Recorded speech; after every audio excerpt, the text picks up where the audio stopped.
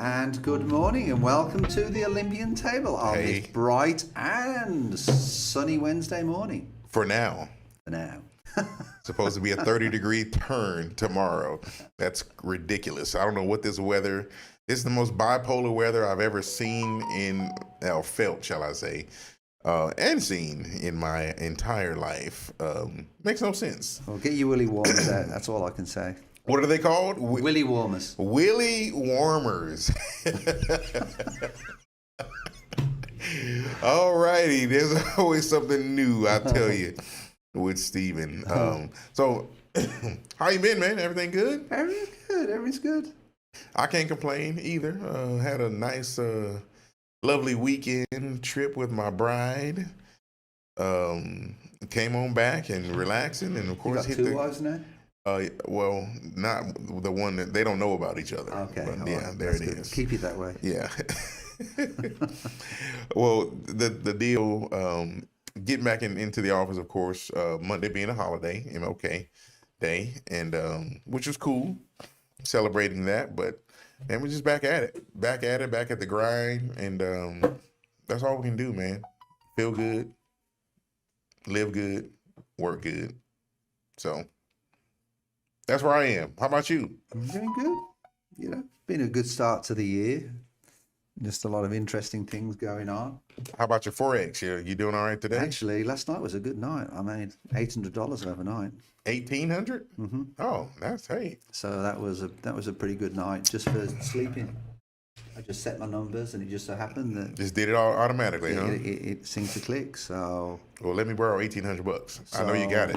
You know, well, believe you me, with all the property taxes that we've got to pay at the moment. Oh yeah, it's that time of year, man. Property tax time.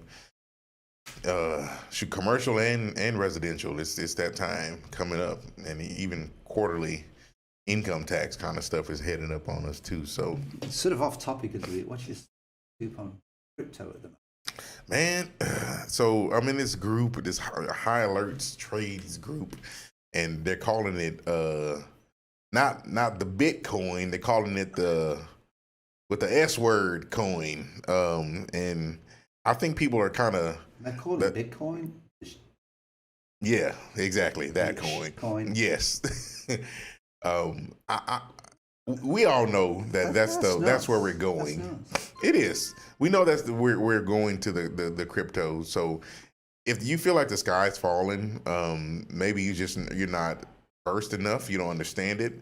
But this is the time to buy more. Well, have you heard about Bank of America's looking at adopting Solana? I remember we talked about it as their digital currency. Now, are they testing it, or is it like in the U.S. they're already going to be doing it? They're looking at actually physically implementing. And they're still looking at the possibilities, but that's what they're looking to do. This is just a hunch of mine, but I'm going to put it out there. And if you hear it, you heard it here first. This whole Facebook metaverse stuff, I think that's going to be a large platform toward pushing it towards this cryptocurrency, being able to spend the digital currency in this meta world or whatever the case is. I think that's going to be a big push that'll kind of get it to where it's going to go eventually. Yeah, and some of the altcoins, they reckon that some of them are just sort of, junk coins. Like but some of them, I mean, are going to make money. Oh yeah, big time. A lot of them will make money. Well, if they'll be around, we don't know. And then some of the tokens as well. They're going to be worth something. I mean, it's interesting, But at the moment, because I come down, I say to everybody, if you've got any spare dosh, get out there and buy some. You're not going to. I don't think you'd lose on it. I don't think so. I mean, we're not a financial advisor. Please no. This is just my opinion. Because it's a long game. It is. If people are getting in because they want to make a bunch of money tomorrow, it's not. Don't do it. Well, and I was watching a YouTube video last night of, Warren Buffett, and he was saying that money bags. Yeah, and he was saying about some of the stocks that he's seen over the years that he's turned down, and he didn't buy stocks. And he looks back now and he thinks if he bought them stocks, how much they would have been worth. Oh yeah, I do that all the time. And he said that you don't look for the good stocks, the strong stocks. You're looking for the consistent stocks that you know the business that they're in. Yep. And and you're always looking for the stocks that you feel, will be around in 10 years' time. And I think it's the same with Bitcoin, but it's just a different platform. No, I agree. I agree with you. If you're in it for the short run, I say don't get in at all because it's going to take some time. But if you hold on to that ride and don't let go, what do you think about it'll pay off. The tax laws changing in 2022 with all these apps? It's going to be a bit embarrassing for some people that have been making thousands of dollars over these years, and they've got to report it at the end of 2022. Yeah. It's because there's a lot of businesses we use it. Oh yeah. We use it for credit apps and different things, but it's going to be pretty embarrassing. They've got to report, the income. Cash App, Coinbase, Dell, all the cash apps will have to be reported. Here's my thing: is that how do you? I don't know how you'll track it. How do you track it? It's simple. You give them a 1099 at the end of the year. Well, they're going to make that's what they're going to do. They're going to strong on the companies to pay, and that's exactly what should happen. Yeah. And I'm a big believer in it. I really am. Even the Bitcoin. I think the brokers that deal the Bitcoin, should at the end of the year. You don't think it's a bit of an overreach? Where can we escape the taxes? Why should you escape the taxes? Because we're paying on everything. But that's the problem. It's like Jacob over there. How much do you earn a year, roughly, Jacob? Don't you to sort of roughly how much a year? It ain't that much at the moment. Okay, so ballpark figure. Like around 30-ish. Okay, so you earn about 30-ish. Yeah. His tax bill at the end of the year is more than the likes of mine. Because you have the write-offs. Right. I can't get a loan to save my life, and he's probably got a better chance of getting a loan. But the truth of the matter is, because I've got the write-offs, there's people out there that are hiding their money, and there's all types of business out there that hide their business. They hide their cash. Of course. Do you think that's right? No. Here's no, it's not right. If you're hiding it to avoid the taxes, no. But then that's what you're doing with Cash App, and that's what you're doing with all the apps. No, not exactly. Because if I see you, report it then. No. So think about it like this: if you ask me for $20 to buy something, and I don't have $20 cash to give you, but I've got it in my Cash App, and I send it to you, you think you got to pay taxes on that? No. That's what I'm talking about. But that's Cash App is used for those transactions as well. So how do you differentiate between? Well, businesses are using it now. I know one business now that I was talking to 2 days ago. All right, they run their whole business on Cash App. Well, those are the ones that's why there's a microscope on it now. And they're a cleaning company. Oh yeah. All right, they're a cleaning company, and he said he's crapping his boots at what happens in 2022. Because that's how they've been paid all these years. Because he's not paying the taxes on it. Precisely. Well, he's an idiot for doing it that way. Well, he's my client. Don't say that about my client. Well, if he keeps the cash. What I'm saying is I wouldn't run a business that way. I wouldn't. I personally would not. Everything that we do is declared, regardless, whether what it is, it goes into the box. Now, it's going to be more complicated for me since I've been investing in crypto, because I do a recurring investment on a daily basis. It's only a small amount, so that's a huge amount of money going into to different cryptos and stocks and everything else. As a business, I don't disagree with you.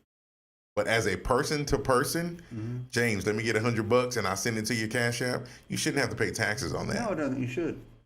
That's where they're going to have the difference. No, and I agree with that totally. But I do think that there's individuals, as always, it's the few that ruins it. The majority. Of course. And there are people that are making a lot of money on crypto. There's a lot of people that are making money on trading. People that Some of us I've made spoken to 1,800 them. last night. Some of us did. You know, I they've didn't. turned around and that's quite honestly what they're doing. And I don't know. I don't go into their business, but I'm thinking, are they honest on the money that they're making? Because on a trade, there's capital gains tax. Right. And at the end of the year, you've got to work out what you put into it, what you've made, and then whether it's a plus or a minus. Yeah, I got my tax statement a couple days ago from my investments and such. I didn't even open it yet, but I know I got to pay. What are you doing? Trying to guess? You're trying to guess how much you got to pay? I know I got to pay some because I've made some gains. You've been watching Warren Buffett because he says just put it away, don't even look at it. Well, I've got to pay the taxes on it though, but it is what it is. Well, cool. Speaking of taxes, man, and things that are around for a long time, the Supreme Court, they came out with this their decision on blocking your buddy's COVID mandate. Vice President Biden. Oh, I'm sorry. Excuse me, President Biden.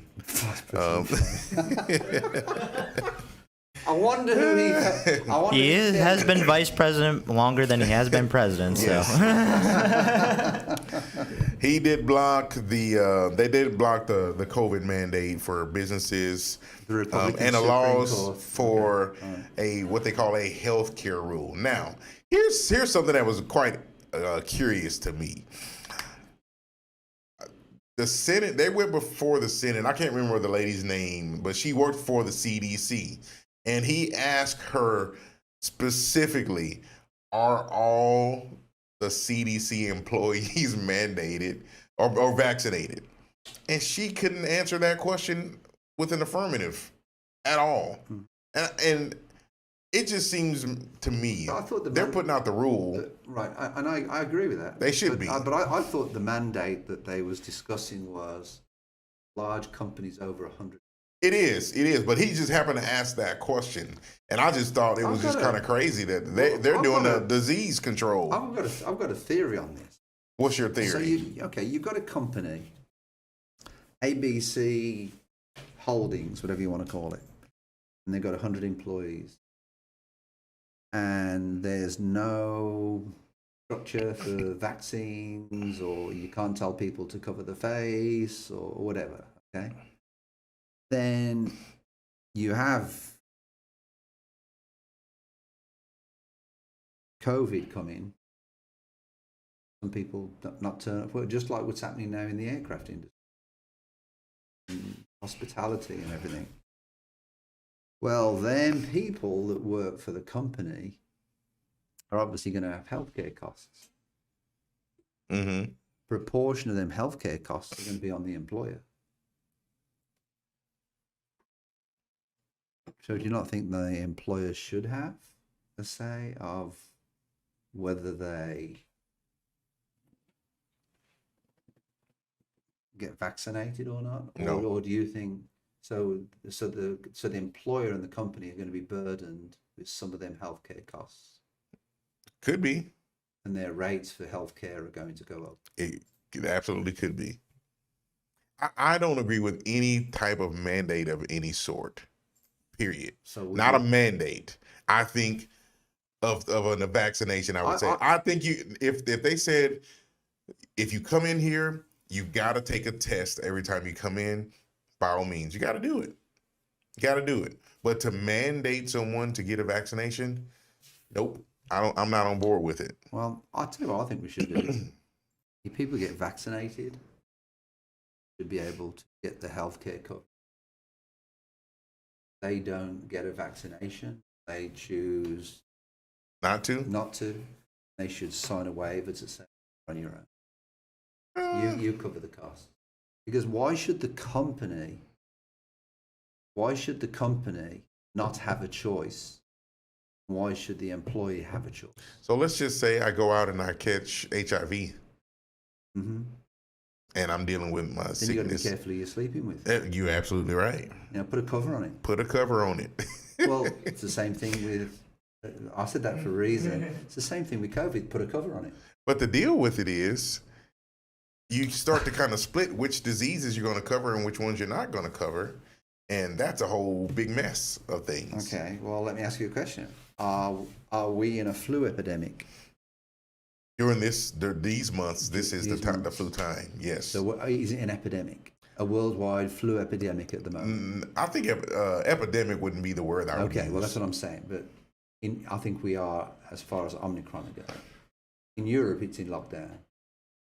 Well, you know, Europeans, you know, they do things different anyway. Well, they do. They're a bit more sensible, yeah, to be perfectly sure.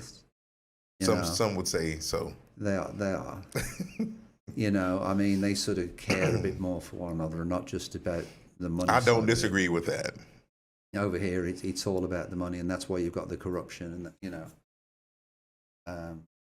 But it doesn't matter which side. Actually, I found an interesting article. I'll go find it again about the corruption from both sides, from both parties. Money that. Well, we already agree with the parties. Suck. Yeah, but this was just an interesting data. It was just pure data, so I need to go back and find that in my notes somewhere. I'm going to hold you to it. Don't forget. Write it down.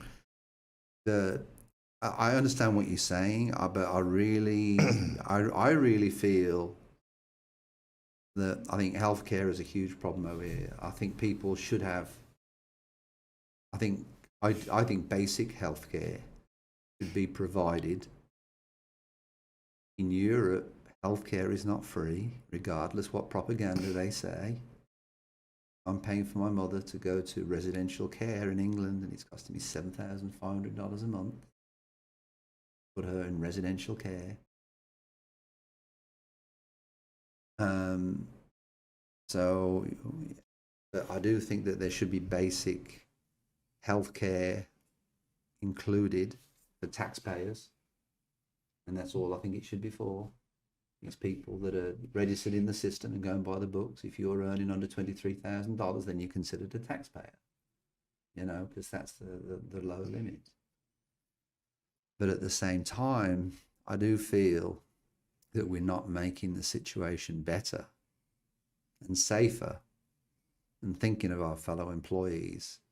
Now, whether we have a vaccination or not, I think that's another question. But I do think that what we should be doing is, if people decide not to have a vaccination, then I think that they should be signing a waiver to say that they're on their own as far as healthcare goes. Especially if they're claiming on the company's healthcare insurance plan. I can see your argument. I really do, because you're not really helping people want to keep their costs down as a business. Look, it's hard enough for businesses at the moment. But what businesses are struggling. What if you smoke, though? You're not helping either. Your health is deteriorating. No, but you're in a pandemic. If you're a drinker, but see, you're splitting hairs with it, though. If you're but it's telling not a me bad that, idea with what you're saying. If they do smoke, then you know what? Then smoking related industries, they should. Yeah. Hey, we can't help you. I mean, at the end of the day, that would make healthcare, you know, more affordable for people, and hopefully make people a bit more responsible. Well, I'm all for that. Good idea, James. We talked before that healthcare just costs so doggone much anyways, period. Only in America. Yeah, that's what I'm talking about. Only in America, because it's an industry. Yeah. They don't give a shit about everybody's healthcare. It costs way too much. I had an epileptic seizure. I'll go into the, you know, never been in a hospital when I've had a seizure before in my life. The first time my wife took me, and I come out with a $240,000 hospital bill. That's ridiculous. I had no insurance, and I sold a business at the time that I built up over 7 years, and I sold that business to pay that healthcare. And then by the time I paid off the last bill, do you know what the guy said? Why didn't you ever negotiate it down? We would have probably took half of it. Now you tell me. On the very final payment, when I paid it off, I thought like I'd won the jackpot, because that was all behind me. Now it was free and clear. I could move forward. That is all screwed up. It is. That is all screwed up. Yeah, it is. And even when you look at you, and even working out the bills for healthcare, it's so complicated. It most definitely is. The most the frustrating part for me is that even when you get a bill, it'll say, "Oh, this is not a bill." It'll show you what your coverage is, and then you think you pay something, and a month later you get another bill from some other company that says, "Oh, this is the part that wasn't paid by your insurance." It's ridiculous. It's frustrating. You know, and I think that's one of the reasons, to be perfectly honest, why I think Obamacare in principle, I think was a good idea.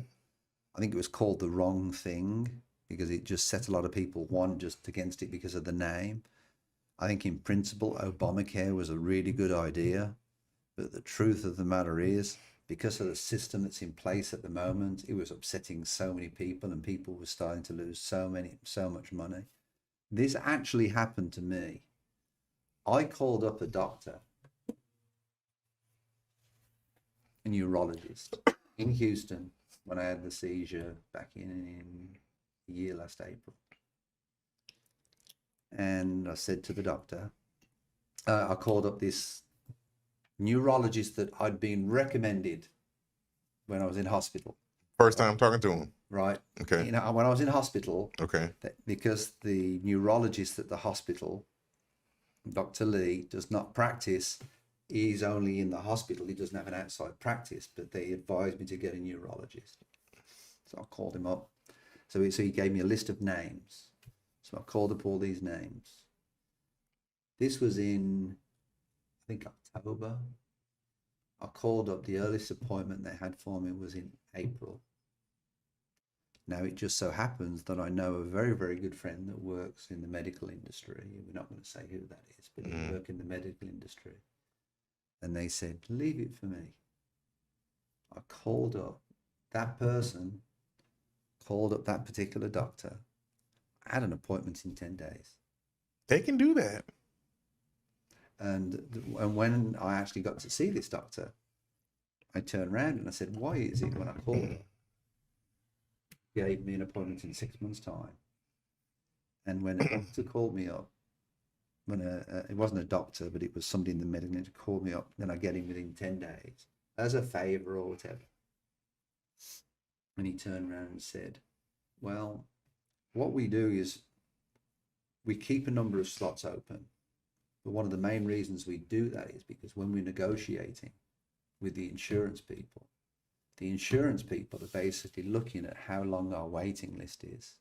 So what they're saying is, well, we'll pay you, this is what the insurance companies do, well, we'll pay you a little bit more for the first consultation if our clients and the people on our plan can move a little bit ahead of everybody else. Now, what happens if somebody has a more dire need or something? Yeah. They've got a heart coming down the pipe. And that's, to me, you know, and the other part, I don't know if I've ever told you, was when I first became an epileptic, Dr. Jevons, I still know him because he knows me as the Olympic epileptic. That was his nickname for me. And he turned around to me and I went back to see him and I told him what drugs I'm on about 3 years ago. And the cost of the drug over here, the cost of the drug over there was about times 10. I believe it. Times 10. And we've got an agent in this office that has Parkinson's disease. Do we? Oh, yes, we do. She has severe Parkinson's disease. You haven't seen her for a long time. I'll mention her name later on. Do you know who she is? I can. I think I know who it is. African American lady. Yeah. Right. So she's got severe Parkinson's disease. She can't afford the medication, but she's lucky enough to have a doctor that cares, and he's giving her sample medications to treat her Parkinson's disease because she has little to no coverage. But she's got she's got a doctor that really cares for somebody, and that really warmed my heart. But he's got to get samples from companies, which means that her medication actually changes every so often. Yeah. At least he's trying, though. He's trying. Oh, absolutely, but trying to do should it. a doctor have to do It that? shouldn't have to. There's a documentary that Michael, what's the big chunky guy? Michael not Michael Meyer. I forgot. It's called Sicko. Mm-hmm. And Is this the film writer guy? Yeah, it was on Netflix. I don't know if it's on Netflix anymore, but at one time it was on Netflix, and it's a documentary about basically this people going to Michael Moore, people going to the doctor and having to get medicine, and the costs here in the States versus, I think he went to Cuba or something to get his medicine. There's a famous story about somebody in Utah, their healthcare company in Utah for their medicine sent them to Southern California. They then arranged a taxi to drive them over to the Mexican border. They got the medications for cheaper. Yeah, for cheaper. That's essentially what it's about. Then they drove them back to California, then flew them back to Utah, and the insurance company paid for flight. The insurance company paid for the taxi. They paid for everything. Now, this documentary is from 2007. So you can, how long ago it's been, and here we are today, still sitting here talking about the same healthcare crisis that we're dealing with. But this wasn't even on the agenda. But of course, this is but it's a part of it, man, because you got, to your point, the Supreme Court's involved in telling people, oh yeah, you can't have the mandate on it for these private companies, but then you got folks that are gonna get sick, and they're gonna be on insurance, and it's gonna cost that company more money. It is gonna cost the company. So it's just it's an ongoing cycle. Look how much the first round of COVID cost companies. Yeah. And then of course you've got the bigger cost, which is obviously human life. Of course, it's irreplaceable. You know, and it's so interesting because, you know, my mom's in residential care in England, and, you know, the other side of the coin is when I went to England, I was there for 11 days and I had sticks up my nose for 17 days, because every time you go in, you've got to get a test.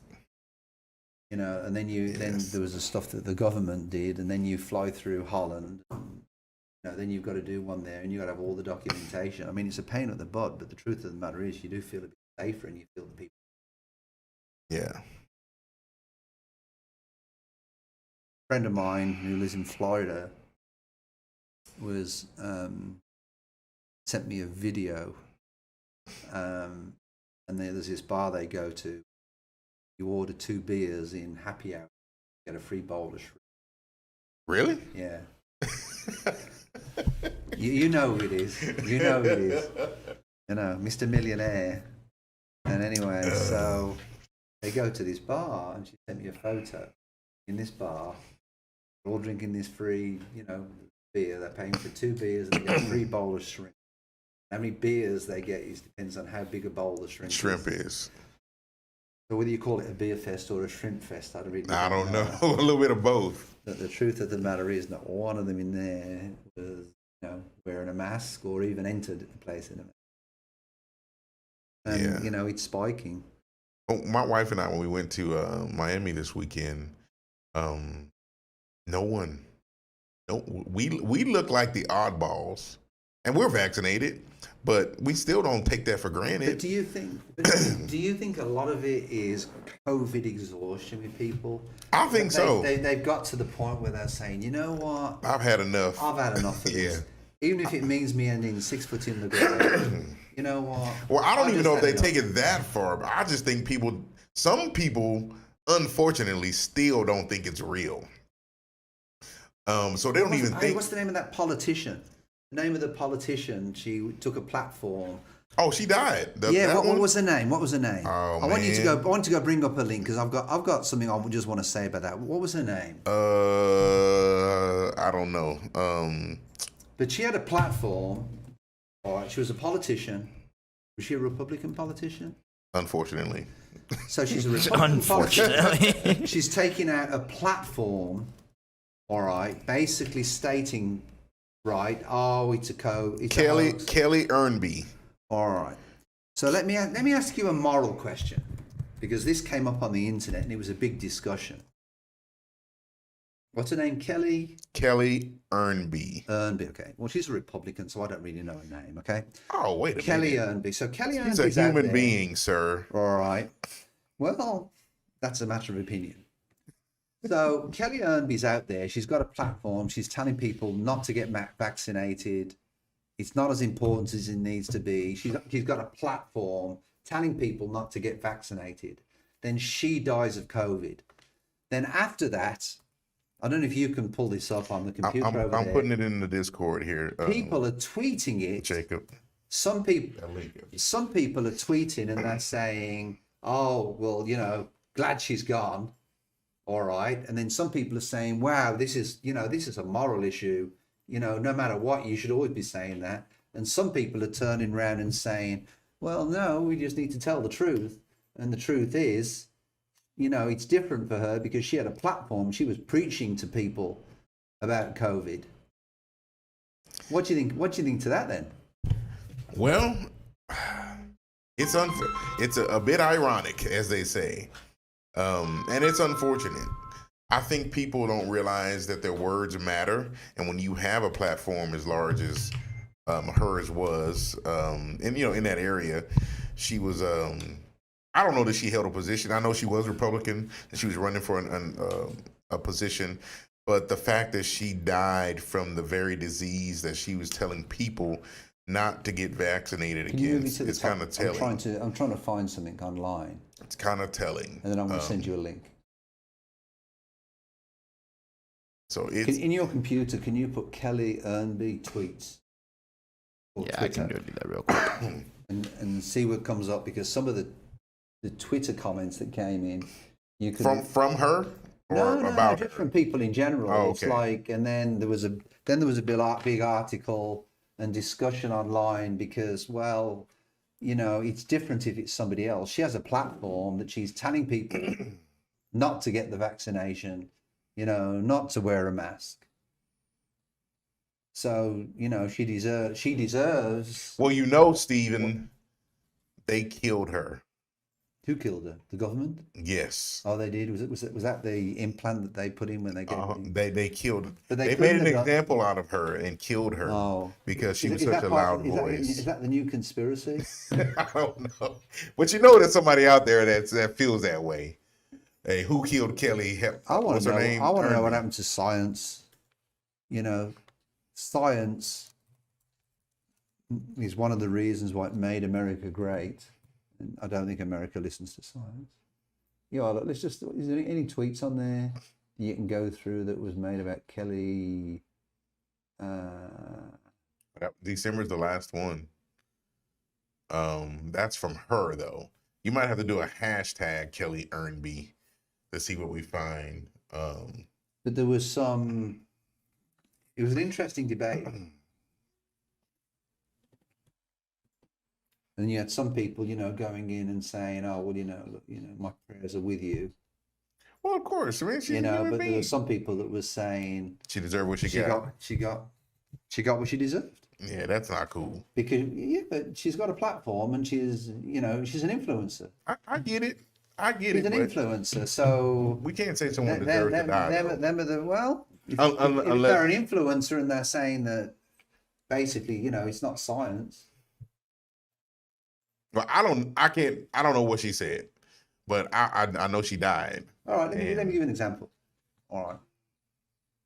Very good friend of mine. Well, he was a friend of mine, Republican, believe it or not, died of pancreatic cancer. What's up with you making friends with all these Republicans? Well, you got to have good conversations somewhere. I like a good argument, I guess. Very good friend of mine. He became a very good friend. He didn't start a very good friend. Born in Kentucky, died of pancreatic cancer. I just want to point out that none of his Republican friends shown up when they needed him, when he was in hospice. Mm-hmm. All right. But a lot of people used to call him an a-hole. Not one of them shown up to his funeral. Not one of them shown up to his. Not one of them shown up to his memorial service. That's unfortunate. So what's the difference with Kelly? Did you manage to find anything? Not much. Not really much for tweets. She really wasn't a huge politician. Yeah. She was a deputy DA in Orange County. She was only 4'8" or something, was she? Yeah, little girl. She can walk under the table. But it's sad anyways that she was putting that rhetoric out there, and then she died from what she was pushing against. But nevertheless, unfortunately, she dies. I agree with that. But I mean, if you're honestly pushing it, then you're asking for it. Here's a tell. Her husband, he says he's still gonna, continue to speak out against mandates. Which again, my feelings about the mandates. I'm not with them, but I know COVID is real, and I'm vaccinated. If the Supreme Court did this, then my honest attitude is I think the large companies should go to the Supreme Court, put a lawsuit in and say, okay, if they're not vaccinated or they don't take precaution, I'm okay with doing it for everything. The flu and everything else, then your healthcare is not covered. Well, healthcare workers can be, those mandates are fine. Federal employees, those mandates are fine. They're still waiting a decision for the contractors, but it's the private companies that they block the mandates on. And part of the thing for me that's disappointing as a small business owner, this is what upsets me. Do you not think I would feel better if I could offer people that work for me health insurance? But all this is doing, because of the COVID, is pushing the rates through the roof. Oh yeah, then you don't want to. So it's not just a case of affecting the companies that are 100+ employees. Even my agents that work in the company, I'd love to be in a position where, we could get them health insurance. Now we can through the National Association of Realtors. I mean, they have a health plan. I don't know what it's like. I'm sure some of our agents it costs, because I pay for my employees as well. So it's a cost for sure, but it's a cost to do business as well. So, but it doesn't make it any easier when you. But I want to make it as efficient as I can. I get it. I want to get the biggest bang for your buck. I don't disagree, sir. Now this next one we're on, this tennis player. I guess that was yours, huh? Somebody got deported. No, that was me, actually. Oh, that was Jacob. Yeah. I Okay. figured it went in well with the mandates and stuff like that, because it's about the other countries and they're mandating it and how that could tie in. So what happened with this? I mean, I wasn't. So basically, Novak took it on himself. Djokovic. Yeah, he's one of the best tennis players in the world, obviously. If you follow tennis. I think he's ranked number 1, isn't he? Yes, yeah, he was supposed to be seated number 1 for this Australian Open. Yeah. And he's won it like 7 or 8 times, 9 times or something. He has, I think, 20 Grand Slam wins. So he's pretty up there. I think he's tied with the other major guys in that area. But yeah, he apparently came into Australia for the Australian Open. He's not vaccinated at all, I don't think. And he's declared that, and Australia wanted everyone in the competition to be vaccinated, and they have a mandate. But he had an exemption saying, I'm medically exempt from taking the vaccine and stuff like that. What was the medical exemption based on? I don't know. It just says that he had I don't think that was ever made clear. Yeah, he just says that he had I think the medical exemption was because he caught COVID in like November, December. And they said that his antibodies that were in there, so the chance of him catching it again wasn't there. I think that's what he previously caught COVID. That might have been then, I guess. But yeah, all I know is that he had a technical medical exemption, and Australia with a COVID medical. But the court deciding whether the tournament exemption applies to the country as well. So he's basically saying, I'm exempt from it, and also that I'm a big, huge tennis star. I'm ranked. He was supposed to be seeded number 1 in the tournament. So, and then eventually they got to the courts and everything, and then I think it was found out that he recently had COVID too on top of it, and he didn't go through the proper COVID precautions and the protocol for that. So on top of that, they found out that, and they basically got into the process of reporting him. Well, power to the people. When you go to another country, as they say, when you're in Rome, you do as the Romans. You got to go by their rules, bro. I mean, now it's unfortunate that it got to this point, Whatever your medical exemption is, I don't know. That's your business. But those are the rules. These mandates were not just set up last week. I am certain these mandates were probably set up last year sometime, and they let them know, listen, if you're going to play in this tournament, I would have been so you got to be vaccinated. I would have been upset if he would have played in that tournament. Well, he thought the exemption was going to get him get him past it.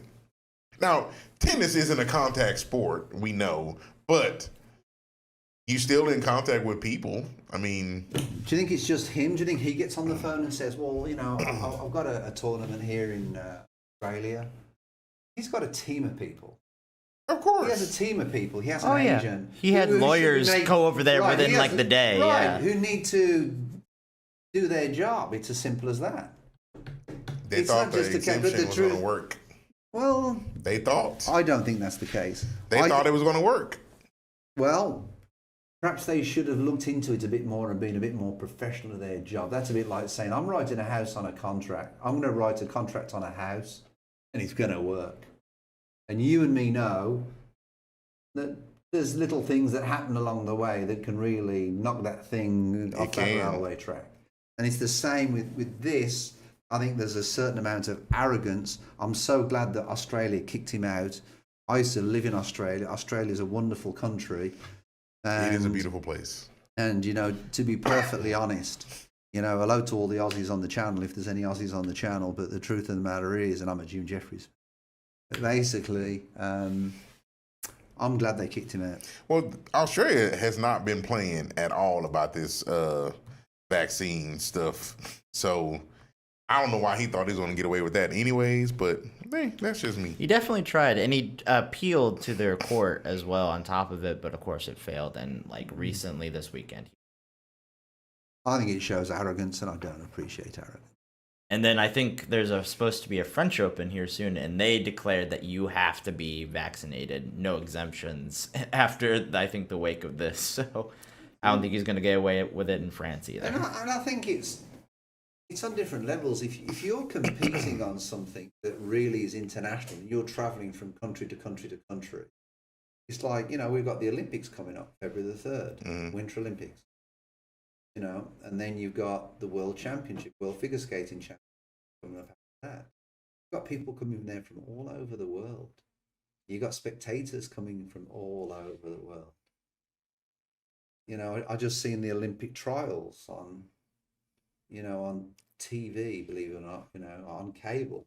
Because where I stayed, they had cable. And I watched the US Olympic trials for speed skating and, you know, for figure skating as well. And I've got to tell you, I've never seen so many masks worn in the stadium, and it was sort of reassuring in a way. Right. I mean, it doesn't look the same, doesn't feel the same. You know, one of my friends turned around and says, "I'm not wearing a mask because I don't want to feel like a horse." A what? With a horse with, you know, the feed bags they wear. Yes. Come on, man. But wear the mask, follow the rules, stay safe. Anyway. So it's another country you definitely want to do. Move on to market news, right? Yeah, absolutely. So, James, I want you to sort of put your angle on this, and I actually put it in there for you to just put your angle on this. When the stock market, when the interest rates rise, what's your opinion on how that affects businesses and how it affects the stock market in general? So first of all, let's talk about the interest rates. When we're talking about the interest rates where the feds come out and they change the Fed rate, quote unquote, we're talking about the money that banks lend to one another overnight and how that yield is, and not directly affected to long-term rates like mortgage rates, right? Of course, when rates go up, things cost more. That's just inevitable. That's just one of the symptoms of the increase. Mm-hmm. And when they go up, people can afford less. But it's just kind of one of those things. It's an inevitable kind of situation. And when we're in a position where we are now, where things are scarce, products are scarce, we don't have these big surpluses like we had before. It's it's a bit of a pickle because people are so used to things costing a certain amount. And then when they go up, you got the ball to whining and complaining about, oh, this is cost so much and this is that, blah, blah, blah, like the sky's falling kind of deal. But that's not the case. Stock market, it's volatile. I think it's down today, as a matter of fact. Can you go to the top of the article? You scroll down. I wanted to go to the top. Down 16 points now. But the interest rates go down a little bit and I just at the top of the screen put what happens to the stock market. The interest rates for mortgage rates, typically they go the opposite. Typically they'll go opposite of the mortgage-backed securities. So now, if they're yesterday, if they're down, they were down big yesterday. Typically interest rates will go up. Right. But if they're up, they're the opposite. Let me just this is what caught my eye when I read this article. With the trading that I've been doing, I've got to be honest, I'm doing a lot of reading around this to find about markets for different countries because you're trying to find where a currency is weaker, with forex and such like. But what's interesting with this particular article, it says what happens to the stock market when interest rates rise.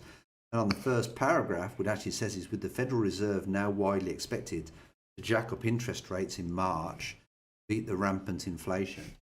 Do you think that's roughly March is when they're going to put up the rate, in your opinion? Oh, yeah. Usually it's in the first quarter is when you end up seeing the increase. And then it'll go up again in June. So let's just look at March for the time being. So the interest rates go up in March. Do you think there's going to be a surge of people, because this is out, that's saying, well, interest rates are going up in March. If we're going to do this, we need to go out there and get our first. Well, again, we're talking about Fed rates, which people in the media push that onto mortgage rates, but they're not directly connected. So people will hear that interest rates are going up, which long-term interest rates will be going up.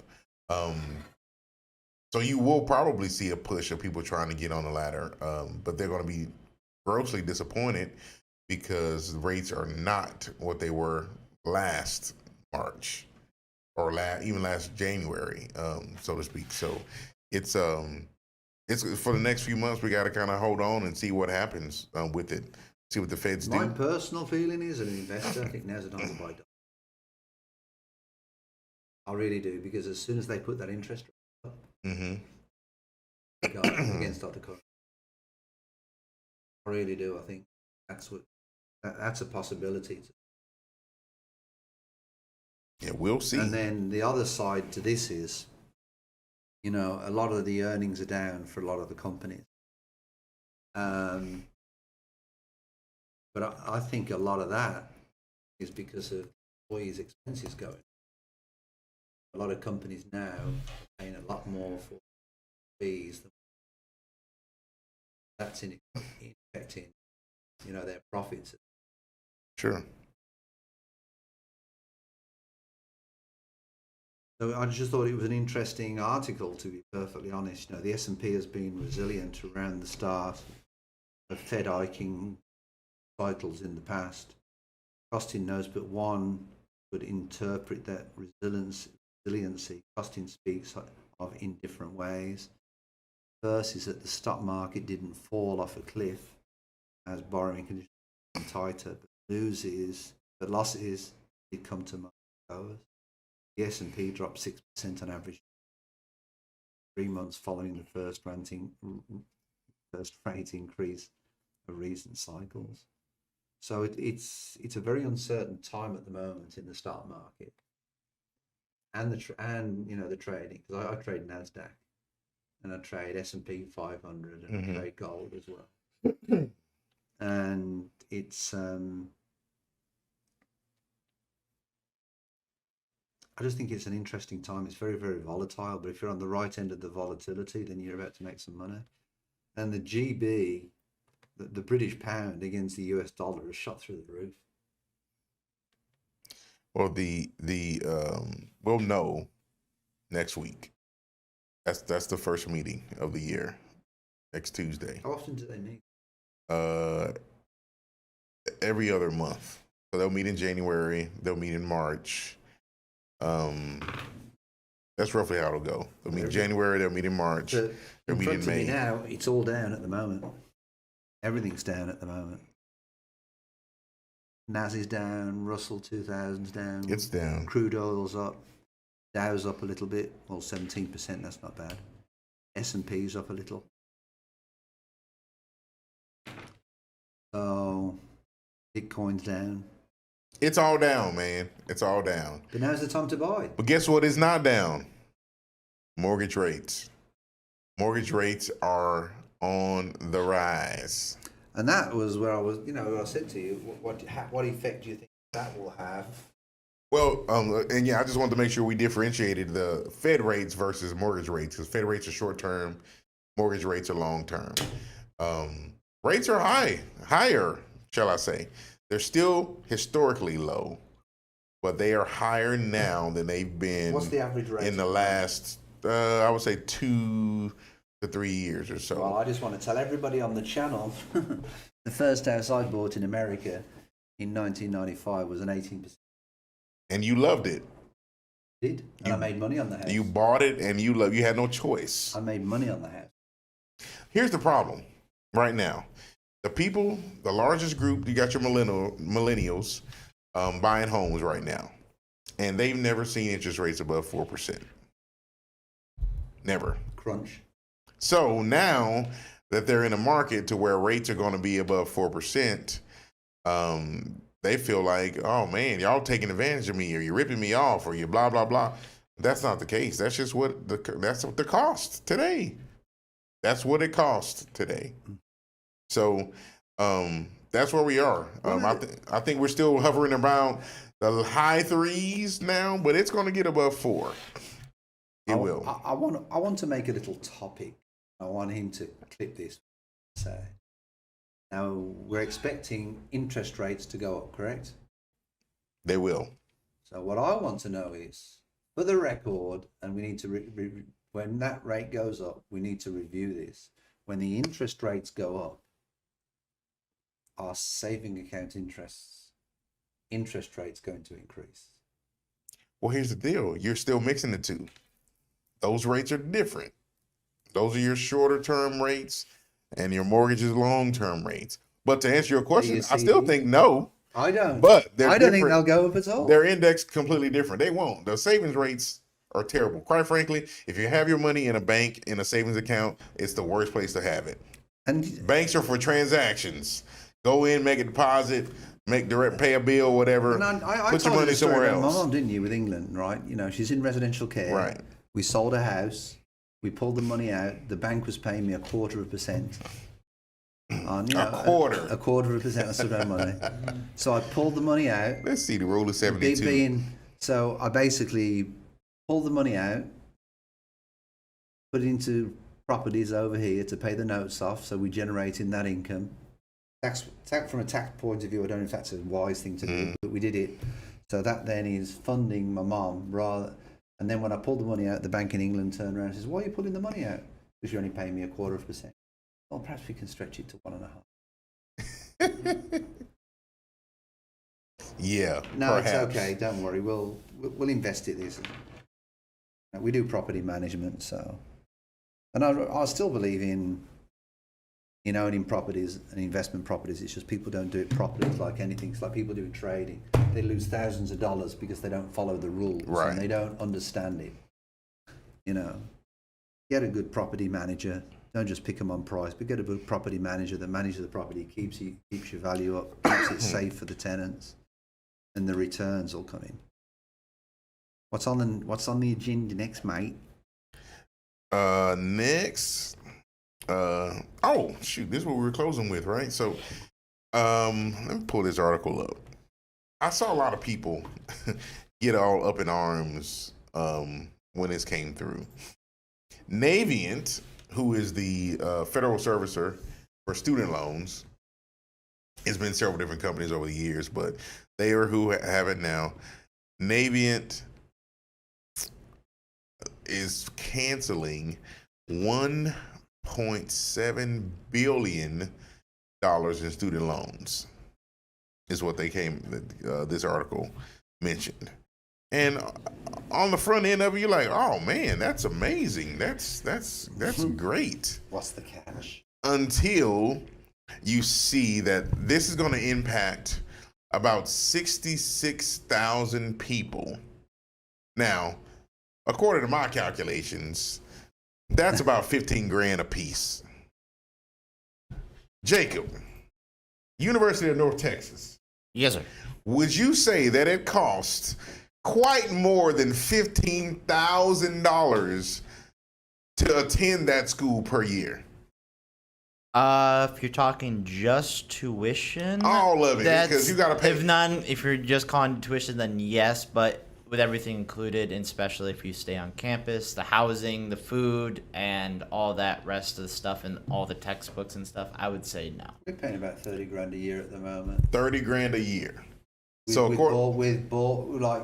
board, the apartment. And this is UTSA. Yeah. Born in St. Oh, that's Texas State. Texas State. Southwest Texas, that's where I went. Anyway, so what I'm getting at is 1.7 billion sounds like a lot, but it's a drop in the bucket. It is compared, especially when you look at the student debt in whole of how many trillions. Trillions. That's my point. So 66,000. I think there's 75,000 kids at A&M. That's one campus. You know, Yeah, I think it's not really that much. my personal view is, I don't know how it would be accounted for. I think that's a higher level of intelligence, if you want to. But I really feel that if somebody goes through college and they don't graduate through college, I don't think they should ever qualify any debt relief of that loan payment. I disagree.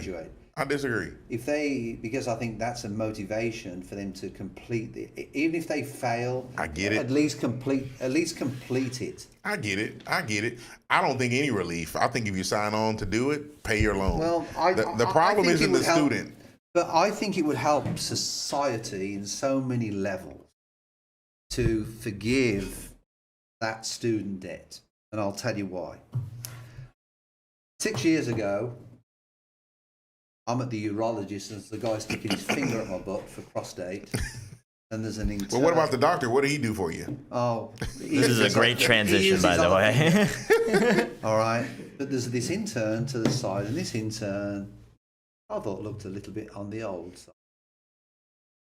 Just so happened he had the same hairline as me. And I said to the guy, how old are you?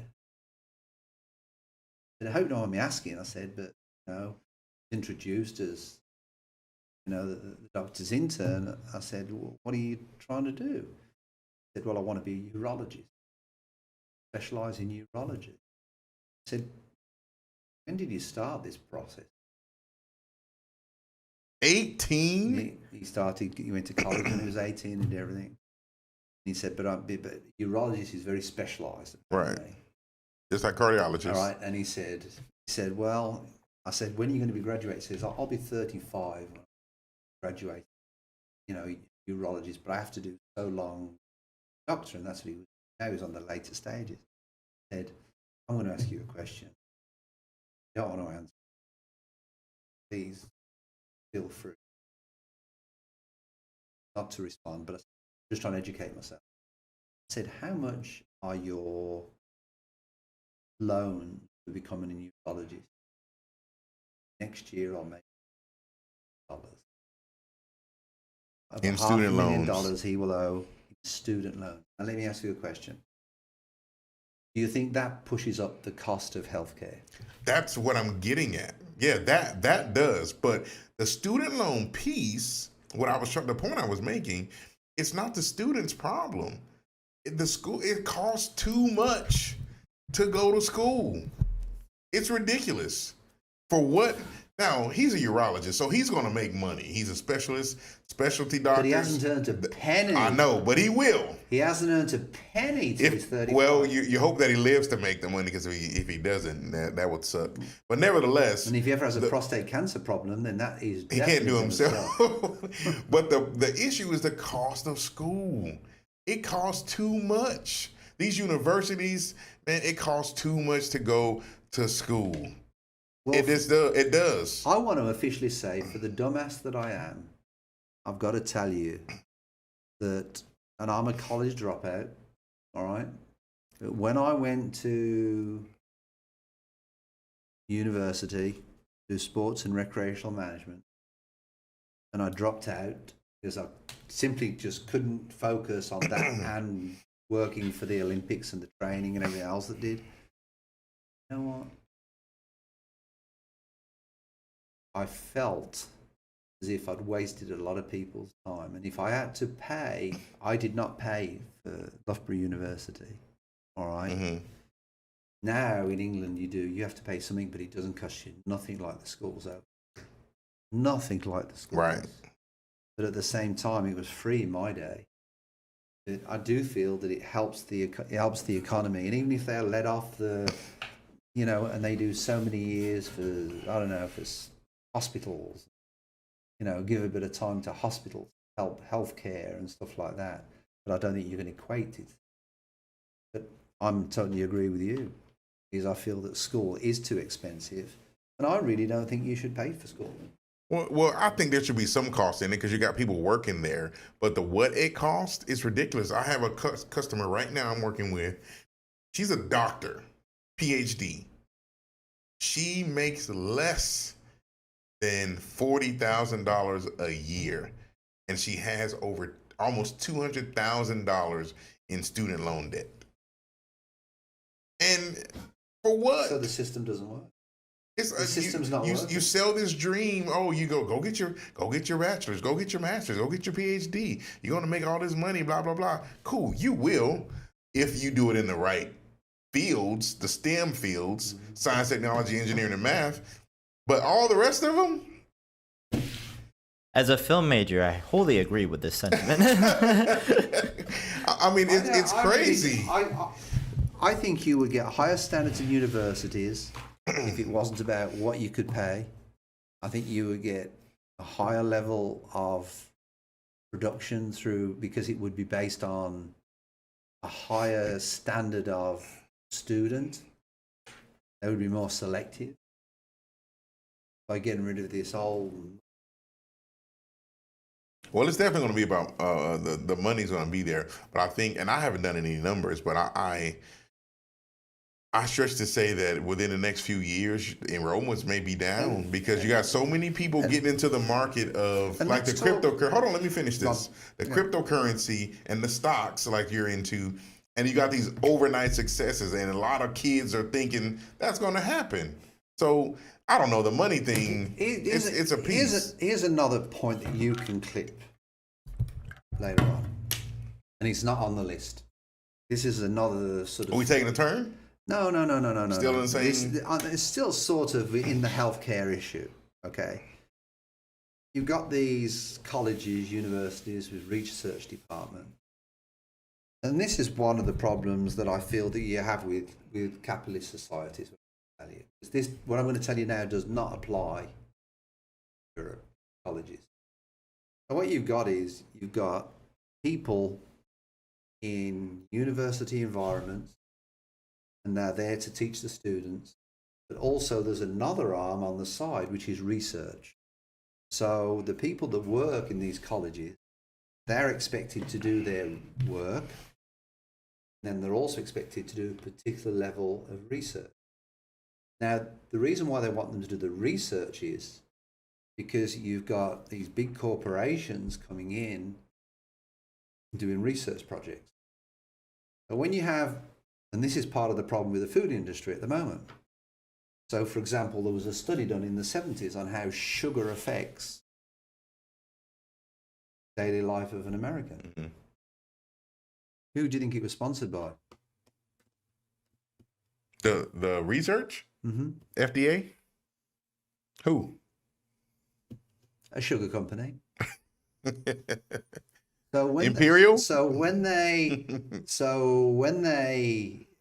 do a research paper on the product, they've got, the people that are doing the research and everything else, but then it has to be disclosed on the second point on the research paper that this research was funded by. Right. Now, do you think the people doing the research are really going to say bad things about sugar because it's been sponsored by the sugar company? No, not at all. Not at all. And I think this is part of the problem. I've just gone on this keto diet. Right. Okay. And I've never felt so good mentally, physically, because I'm epileptic. I was recommended to go on it. And I've never felt so good, and I've lost a bit of weight, so I'm happy with that.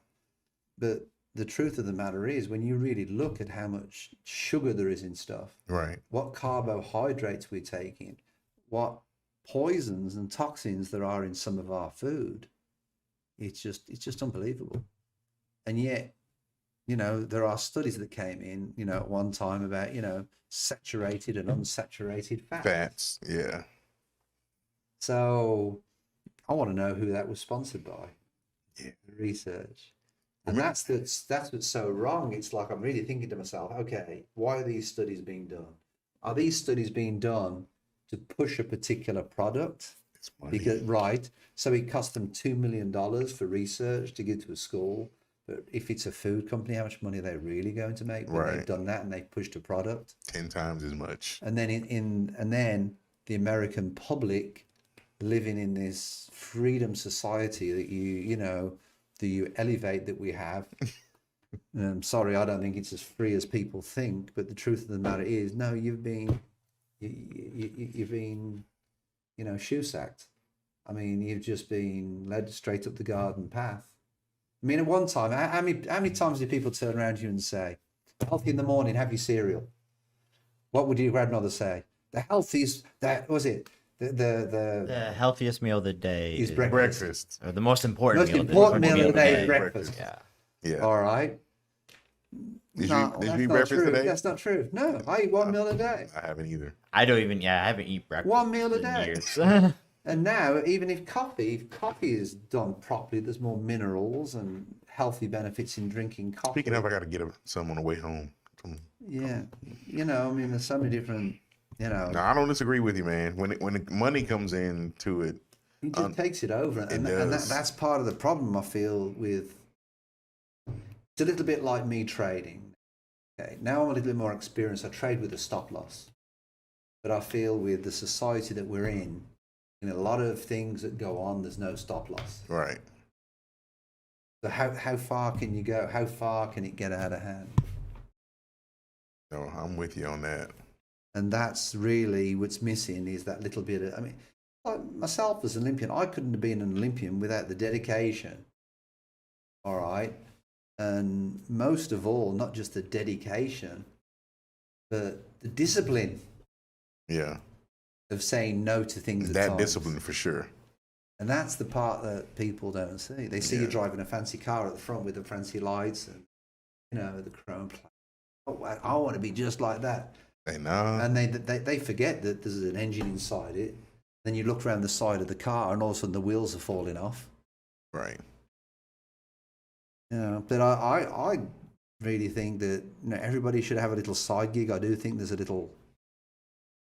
a new wave of people coming in. I do feel that I've experienced it since I've been doing the IM Academy thing. I've experienced it. Just a bit of a second income. There's people doing all sorts of things now. Yeah. Which is sort of good. You got Jacob over there working and, doing cinematography. Who's you working for the weekend? Oh, I do like a bunch of gig work. So I was at the Berry Center doing a lot of work over there for a charity organization, NCL, and that's like a huge charity organization in the country, and they have like little chapters, and basically like for girls, they started, it's like a mother-daughter thing for well-to-do people, of course, right, that give charity, and they do it middle school up until their senior year in high school, and it's like a growing up thing. It's like them doing service hours, and then at the end they celebrate all the stuff that they did. Was it through the school, or they were just using the complex? They were just using it. So Okay. yeah, they rent out, of course, the complex for events and stuff, and they Okay. sold them on this And I idea. find that so funny. You know, America gives more to charity and to different people all over the world who won't help one another. Whole COVID thing. We give more to charity than anybody else, and we feed the world, and we do all this. And then we don't help Americans. Don't help Americans Because we want to beat our chest. That we're kind of like the world police of some sort at times, and it really don't matter. We get into other people's business, and we don't take the time, like you said, to talk with one another, even if you have differing opinions. Okay. Now, if we disagree, you hate me.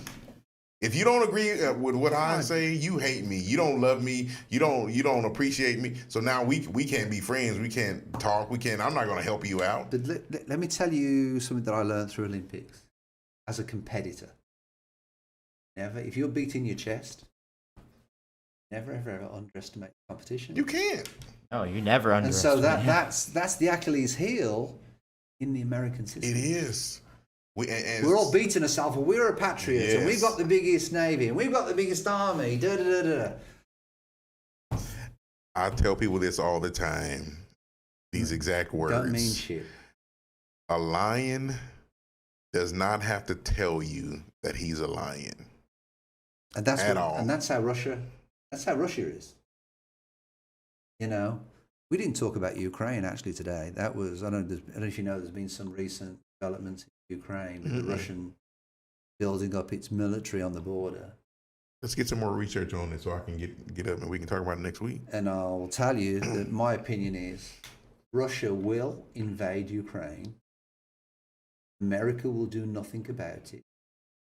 Europe will do nothing about it. All they will do is put economic sanctions and nothing will happen. So be it. So be it, man. Because you know the importance of Ukraine Day. Oh, yeah. All right, Yeah. guys. Let's Well, cool, round it up man. then. I think, yeah, definitely a good week, man. We got And a shout out to Cecilia Rojas. today. Cecilia Rojas is killing it. I don't know. Great agent. at Great 721. agent. Great agent. Really cares about her people, and she's doing the dang thing. I Yeah. appreciate it for sure. She called up in the week. She's got one buyer buying a $1.5 million house. Really, Oh yeah, she's. I need to call her. I didn't get that one. What's think- up with all these? Cash offer. Oh, it's cash. Yes. Sheesh. But it's like Tote, one of our agents. She's the number one agent in Texas, as far as I'm concerned. But basically, all the deals she did last year, only 4 of them were loans. Oh, okay. All the others were cash. That's just A lot amazing. of Californian buyers or something. No, Not necessarily. no, Yeah. no. Some international She buyers. has a couple yeah. of good contacts that Yeah. do very, very well. But I mean, no, Cecilia Rojas, shout out, doing some good deals. Ferrari Wong's done some great deals. But Cecilia Rojas, I think she'd have a mega year this She's year. been very, very consistent. Yeah. We talk. Shoot, it seems like it once a day. Down in the Lake Jackson Yeah. area, Judy James is doing great. Marilyn Shockley's doing well. Amanda Badawi's doing well.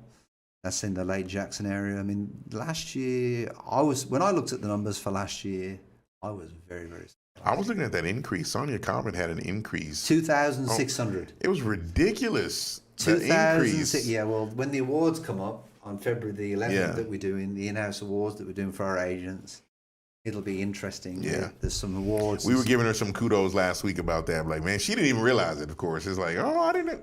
But yeah, she did an did well. increase of 2,600% in business. Yeah. Yeah. I know when she said to me, she said she was happy, and I said, well, why didn't you do more business the first year? Exactly.